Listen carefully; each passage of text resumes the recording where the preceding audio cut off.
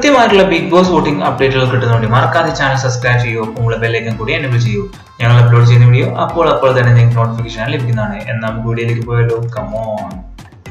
ഇഞ്ചോടിഞ്ച് പോരാട്ടം തന്നെയാണ് അൺഒഫീഷ്യൽ വോട്ടിംഗ് വെബ്സൈറ്റ് നടന്നുകൊണ്ടിരിക്കുന്നത്.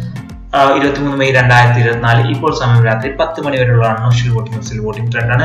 11ാം ആഴ്ചയിൽ 10ാം ആഴ്ചയിൽ അതേ നോമിനേഷൻ കണ്ടിന്യൂ ചെയ്യുകയാണ്.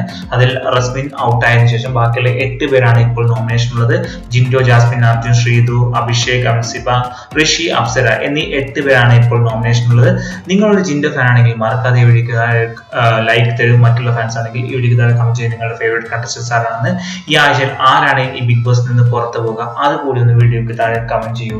ഇപ്പോഴത്തെ അവസ്ഥയിൽ അൻസിബ, ശ്രീതു, ഋഷി, അപ്സര എന്നിവർ 4 പേരാണ് അവസാന 4 സ്ഥാനങ്ങളിൽ നിൽക്കുന്നതിൽ അപ്സരയും ഋഷിയുമാണ് ഭയങ്കര ഡേഞ്ചർ സോൺ എന്ന് പറയാം.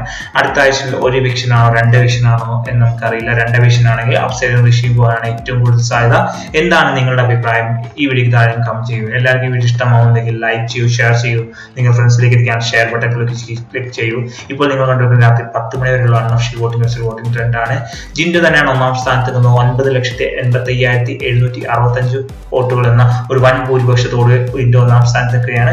2ാം സ്ഥാനത്ത് ജാസ്മിനാണ് 6,51,132 വോട്ടുകൾ. 3ാം സ്ഥാനത്ത് അർജുനാണ് 5,64,742 വോട്ടുകൾ. 4ാം സ്ഥാനത്ത് അഭിഷേകാണ് 4,48,689 വോട്ടുകൾ.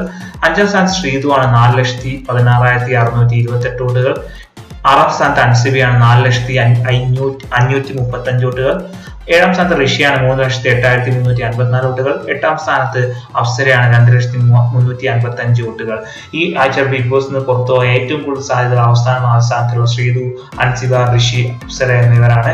നിങ്ങളുടെ അഭിപ്രായത്തിൽ ആരാണ് എന്ന് ഈ വീഡിയോക്ക് താഴെ കമന്റ് ചെയ്യുക. എല്ലാവർക്കും വീഡിയോ ഇഷ്ടമായെങ്കിൽ ലൈക്ക് ചെയ്യൂ, ഷെയർ ചെയ്യുക, ഫ്രണ്ട്സിലേക്ക് എത്തിക്കൂ. അടുത്തൊരു വീഡിയോ കാണുന്നവർ എല്ലാവർക്കും ശുഭദിനം. ബൈ.